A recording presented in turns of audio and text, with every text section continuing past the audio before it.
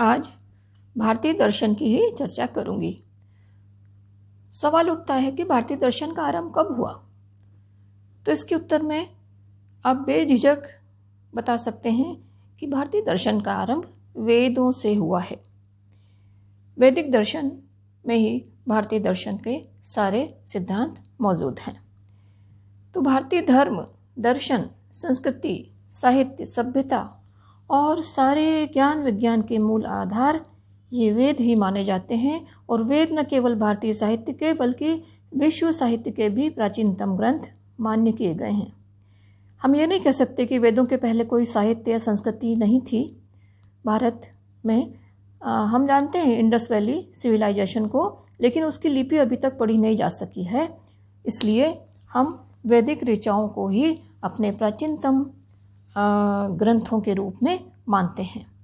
Doctor Radhakrishnan भी कहते हैं कि वेद जो हैं वो मानव मस्तिष्क से उत्पन्न ऐसे एकदम आदिकालीन प्रामाणिक ग्रंथ हैं जिन्हें मनुष्य ने, हम भारतीयों ने अपनी निधि समझा है।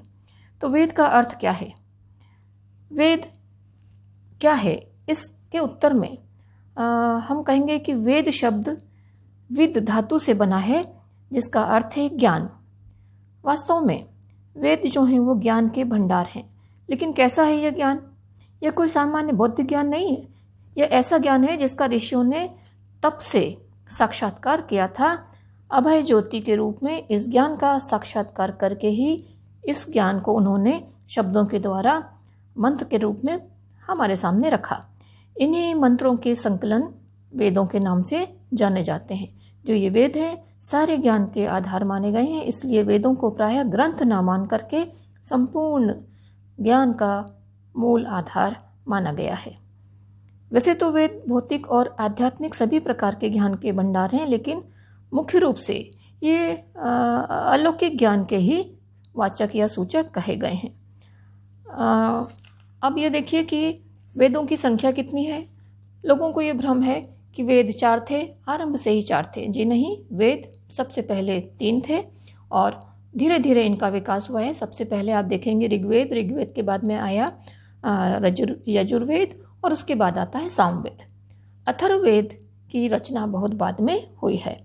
हिंदू परंपरा में हम देखें कि वेदों को अनादि और अपौरुषेय माना गया है, यानी कि वेदों की रचना ना तो किसी काल विशेष में हुई है और ना ही ये किसी मनुष्य या पुरुष के द्वारा रचे गए हैं।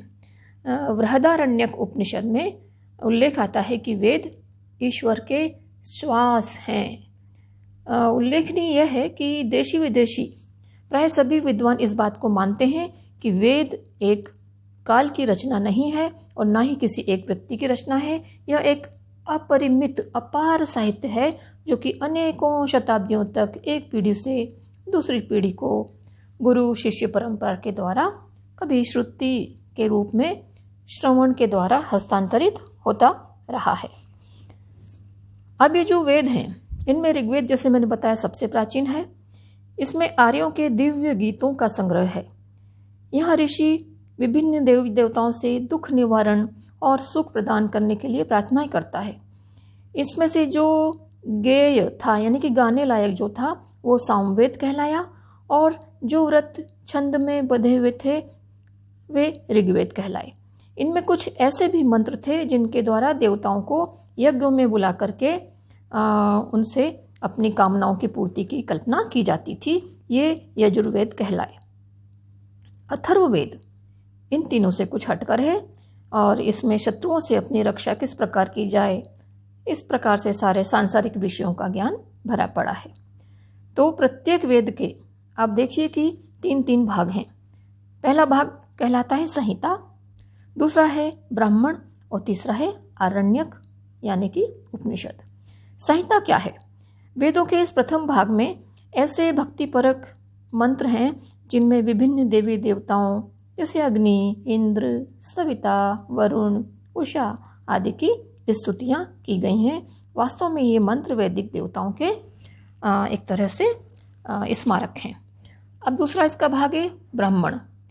ब्राह्मण जो ग्रंथ हैं वे कर्मकांड प्रधान ग्रंथ माने गए हैं। संहिता में जिन देवी देवताओं की स्तुतियाँ की गई हैं, ब्राह्मण में उन्हें ही यज्ञ में हविष ग्रहण करने हेतु बुलाया जाता है। इसमें यज्ञ का विधान, यज्ञों के अनुकूल जो भी चीज़ें हैं वे सब उनका वर्णन है। यज्ञ से संबंधित आख्यायिकाएँ आदि का सविस्तार वर्णन इनमें मिलता है। इन यज्ञों को गृहस्थ किया करते थे और इनका उद्देश्य मुख्य रूप से स्वर्ग और भौतिक सुखों की प्राप्ति करना होता था। तो ये ब्राह्मण ग्रंथों की बात हुई। अब हम वेदों के तीसरे रूप पर आ रहे हैं। यह है आरण्यक यानी उपनिषद। इनका चिंतन मनन सन्यासी और वानप्रस्थी ऋषि मुनि जो होते थे वे जंगल के शांत वातावरण में करते थे। इस तरह की अरण्य से संबंधित होने के कारण ये आरण्यक कहे गए। इनमें मुख्य रूप से आध्यात्मिक विषयों पर चर्चा की जाती थी। ये जो आरण्यक हैं या उपनिषद हैं, वेदों के अंतिम भाग हैं, इसलिए इन्हें वेदांत भी कहा जाता है। ये वेदों के ज्ञान कांड हैं। इनमें विशुद्ध रूप से ज्ञान पर चर्चा की गई है। और अब मैं बता दूं कि भारतीय परंपरा में वेदों को समस्त धर्मों का मूल कहा गया है। तो यहाँ उल्लेखनीय है कि धर्म का मतलब मानव का जो जीवन है वो जीवन यापन की पद्धति से है। जन्म से लेकर के मृत्यु तक किए जाने वाले सारे संस्कार, वर्णाश्रम व्यवस्था जिसमें मनुष्य की शिक्षा, कर्म, धर्म आदि सबका निश्चय होता था, इसका सबका मूल वेद ही है। वेद न केवल भारतीय धर्मों के बल्कि दर्शनों के भी मूल आधार हैं। भारतीय दर्शन में वेदों का स्थान कितना महत्वपूर्ण था इसका पता हमें इसी से चलता है कि वेद की निंदा करने वाले को नास्तिक कहा गया है। तो भारतीय दर्शन की परंपरा में जिन दर्शनों ने वेदों की प्रामाणिकता स्वीकार की, उनको मूल मानते हुए वे आगे बढ़े, उन्हें आस्तिक कहा गया। जैसे सांख्य, योग, न्याय, वैशेषिक, मीमांसा और वेदांत ऐसे 6 आस्तिक दर्शन हैं। और नास्तिक हो जाते हैं चार्वाक, जैन और बौद्ध। अब मैं बताऊंगी कि भारतीय दर्शन का स्वरूप कैसा है।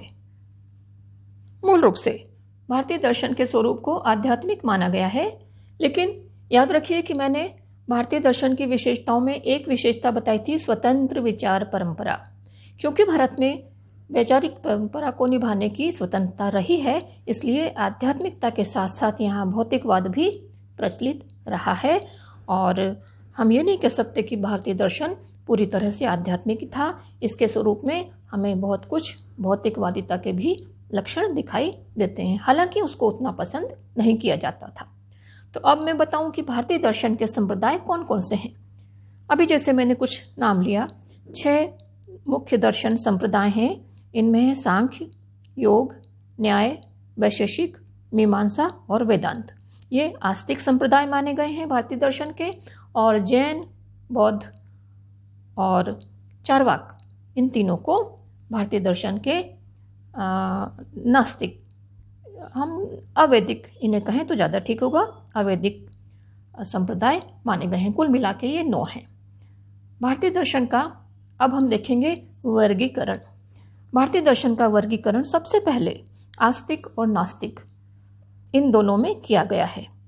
तो आस्तिक क्या है?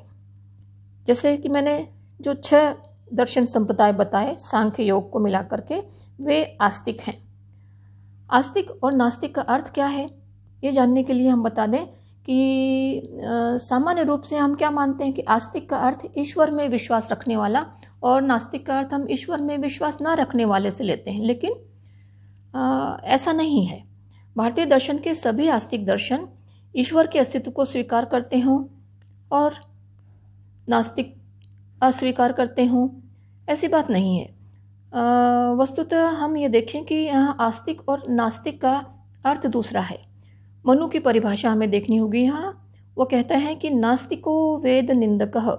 इस परिभाषा के आधार पर नास्तिक वो कहा गया है जो वेद की निंदा करता है, यानी कि जो वेद को प्रामाणिक नहीं मानता।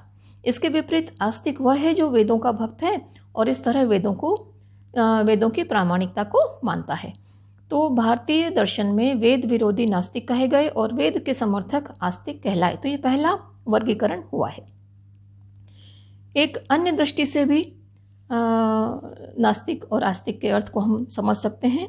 पाणिनि जो कि व्याकरण के आचार्य थे, उन्होंने बताया है अस्ति नास्ति दिष्टम मति, यानी कि आस्तिक और नास्तिक की उनकी परिभाषा के अनुसार परलोक को जो मान्यता देता है वो आस्तिक है, और जो परलोक को नहीं मानता वो नास्तिक है।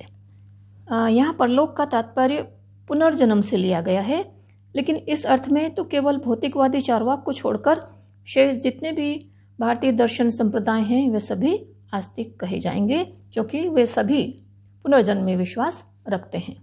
तो आस्तिक और नास्तिक के अलावा वैदिक और अवैदिक इन दो रूपों में भी भारतीय दर्शन का वर्गीकरण किया गया है। इसके मूल में देखिए, भारतीय दर्शन के मूल में है वेद। वेद न केवल भारतीय दर्शन के वरन भारतीय सभ्यता, संस्कृति और साहित्य के भी मूल हैं। इन वेदों की प्रामाणिकता को स्वीकार करते हुए जो दर्शन आगे चल करके अपना विकास करते हैं वे वैदिक दर्शन कहलाए हैं। इन्हें ही आस्तिक दर्शन भी कहा गया है।